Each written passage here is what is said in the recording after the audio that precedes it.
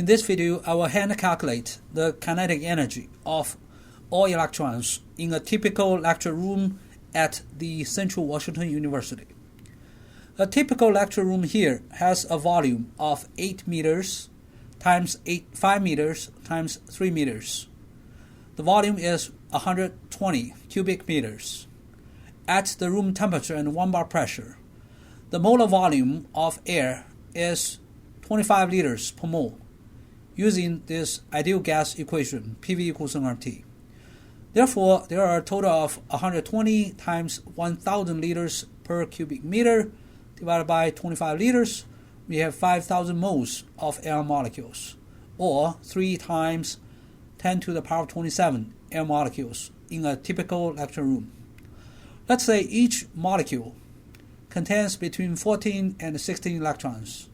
14, that's nitrogen 2, 16 is oxygen 2 on average, and therefore we have approximately 4 times 10 to the power of 28 electrons in this room. For convenience, we will use the atomic units. The 4 fundamental atomic units are defined below. The mass of an electron is 1 atomic unit.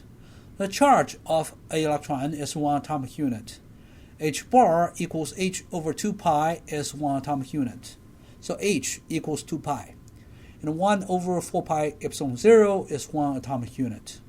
And we have derived atomic units. For example, 1 atomic unit of length is 0.529 angstroms, or 5.29 times 10 to the power of negative 11 meters.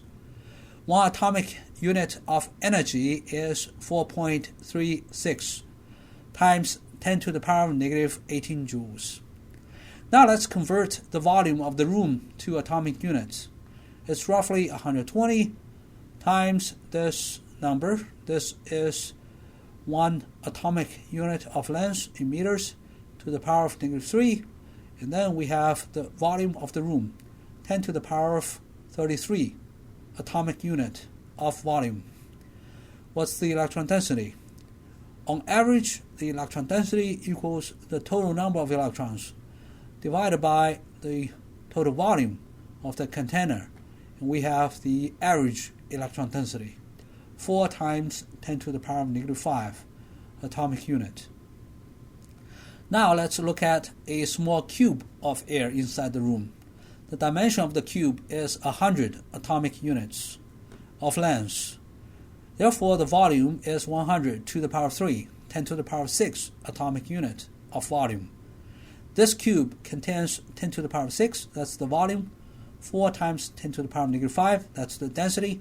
We have 40 electrons in this cube. In quantum mechanics, we have learned that the kinetic energy of a particle inside a cube is h squared over 8ma squared times the sum of n sub x squared, ny squared, and nz squared. Nx, ny, and nz are the quantum numbers of this particle. Now we assume these 40 electrons are non-interacting electrons, and also they form a uniform electron gas. That means they occupy this cube with the same density everywhere. And then we can use this equation to compute the total kinetic energy of the 40 electrons. Because the electrons occupy the lowest energy levels first, we will have these 40 electrons occupy the lowest 20 energy levels. So what are the 20 lowest energy levels? First, let's look at the lowest energy level. That's 111. Nx equals ny equals nz equals 1. That's the lowest possible energy level. Again, nx, n sub y, and n sub z must be positive integer numbers.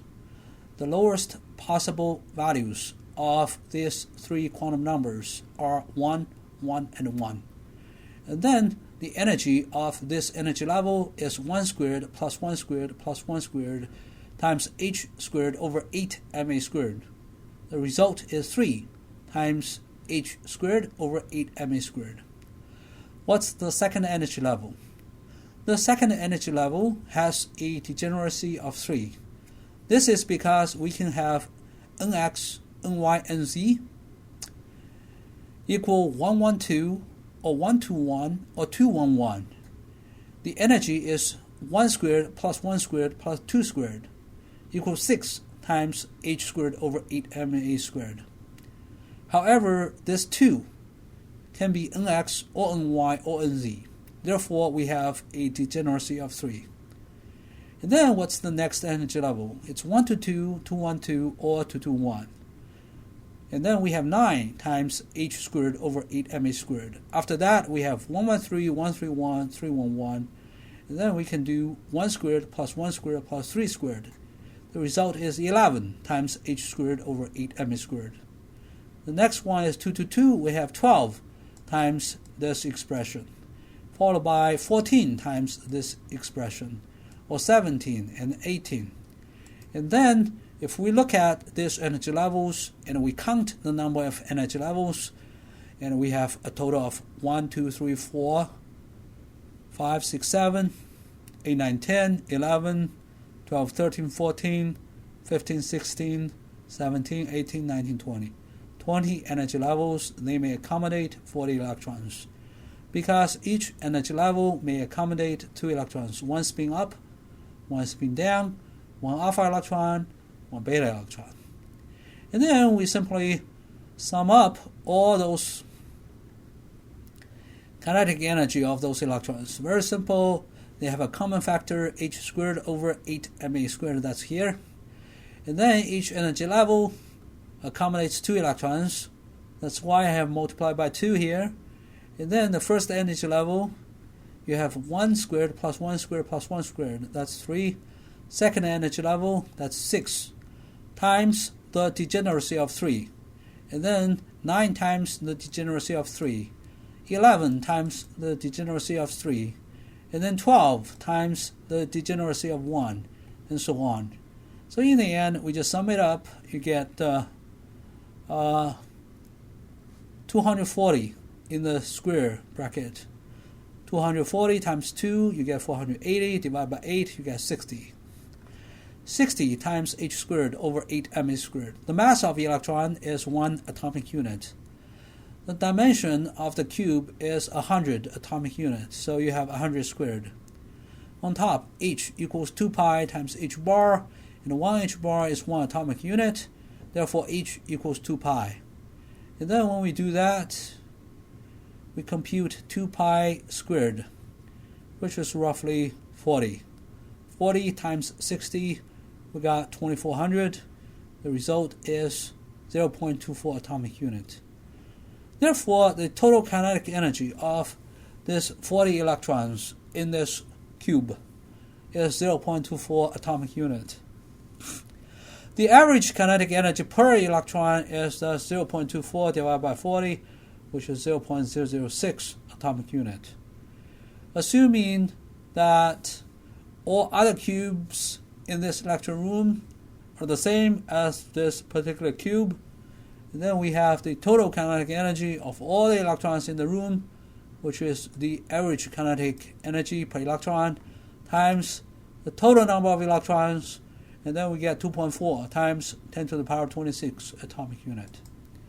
Also, we can compute the kinetic energy per volume, which is the total kinetic energy of all the electrons in that room divided by the volume of the room, which is 10 to the power of 33 atomic unit of volume.